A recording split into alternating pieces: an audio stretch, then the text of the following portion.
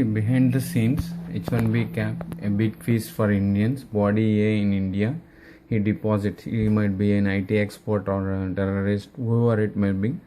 He deposit in Amirpet, and then that money in the form of cash, he transferred to the body B. He is an employer in U.S.A.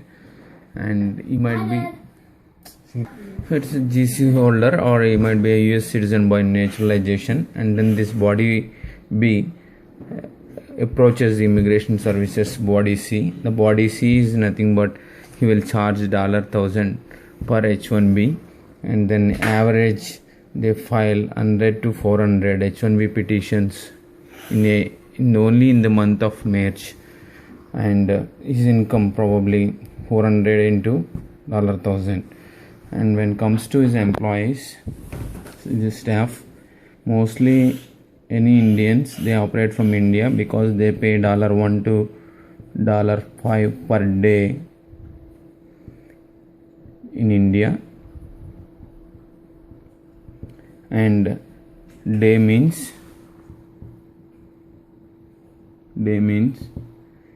18 hours a day. Okay, Monday to Friday, Saturday, Sundays also, these 30 days. And there are Americans also working for this, L2 visa guys, and US citizens, that means American citizens, and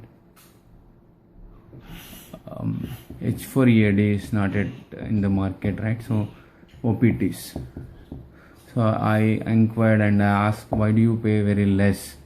Because our loss is not applicable to them, it seems. I'm not sure the minimum prevailed wages for them, it's not there. I mean, if in the future, that's what. And it's clear, right? This is up to this level. And body A is in India, body B is employer, is in CA, California. Body C is his wife, spouse, right? We say wife. See, remember their last name different, is in either same CA or Texas. And body D is immigration expert or services. We don't know whether he is qualified or not. For example, I have H-1B knowledge, I can also file, right? And then another body, or let's say US client. But remember, see, no USA client will give a letter without body present. So I don't know how Indian companies manage it. That's up to them. Okay. Now come here. So there are forms.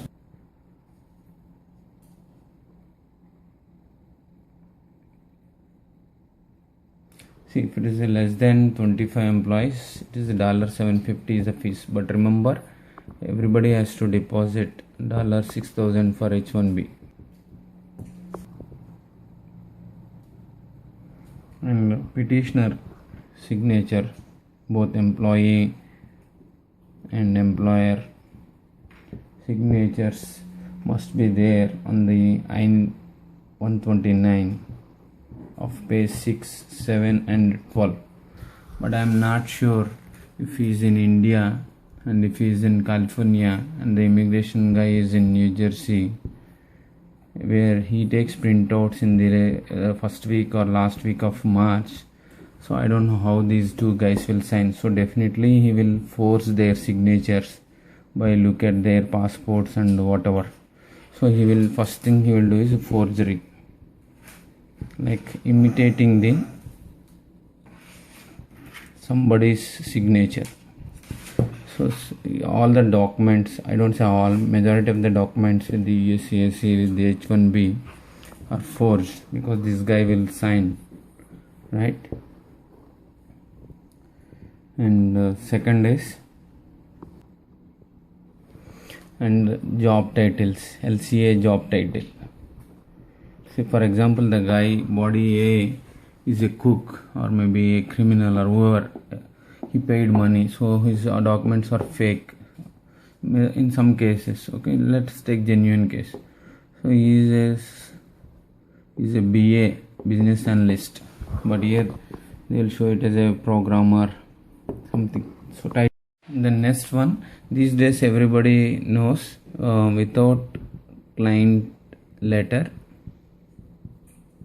getting US visa H-1B is not easy, right?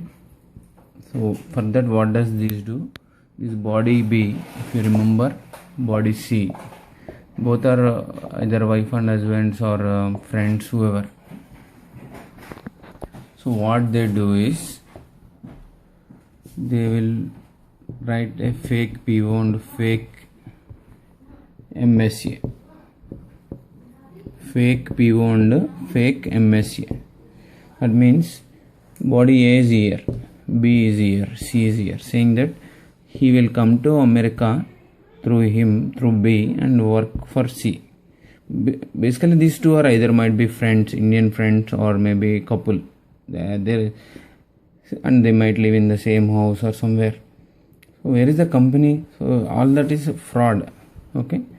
So because the US consulate in Chennai or India, they believe he is the client, but reality it is not the client.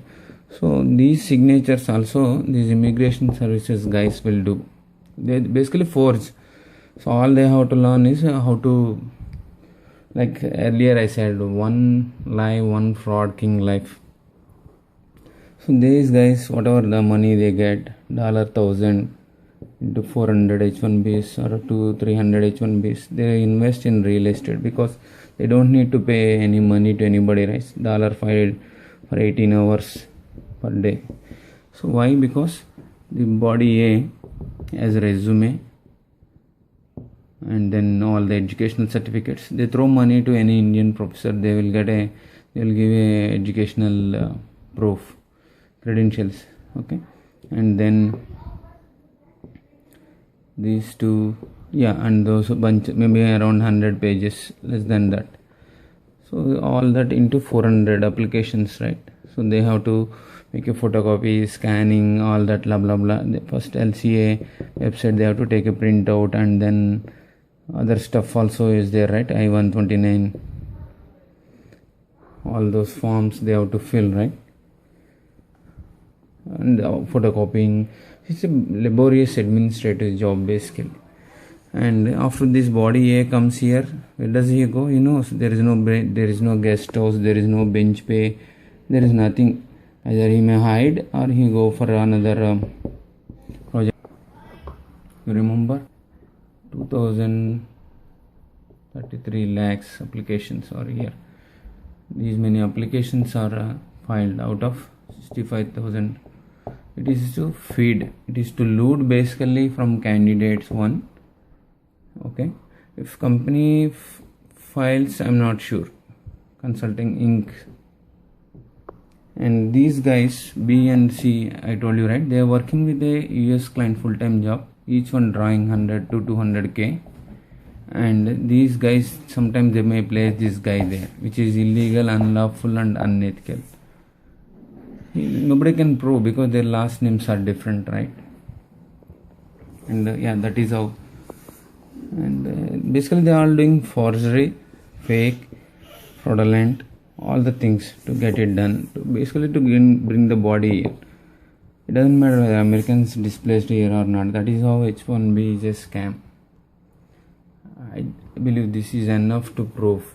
Now it's time for media to check all the like A, B, C, and like I told D, right? D is immigration services. Somebody has to raid their houses and offices and see what kind of things they are doing here. D, and yeah, that's how they basically anybody you give them money, they'll get H-1B, man. That is what H-1B is. See, MS students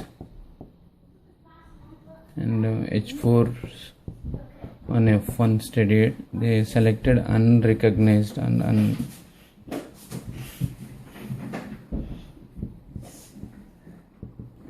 universities, so they definitely do not get H-1B. So what these immigration services will do is they will file under H-1B quota, but not on the master's quota, because as per my knowledge, at least 7 out of 10 are choosing bad universities to enter U.S.A. If their parents know, I don't know what they do. If our father and my son is doing and I see his H-1B application, I would have died by this time. The kind of untruthful things we are doing here. So that's why I have been stressing out, choose the better universities. And they are also not aware prevailed wages, because all these guys showing it to U.S.C, I see they are paying prevailed wages, but in reality there is no prevailed wage. If there is a demand for STEM universities, I don't know why they are working for that less money. That also they have to think.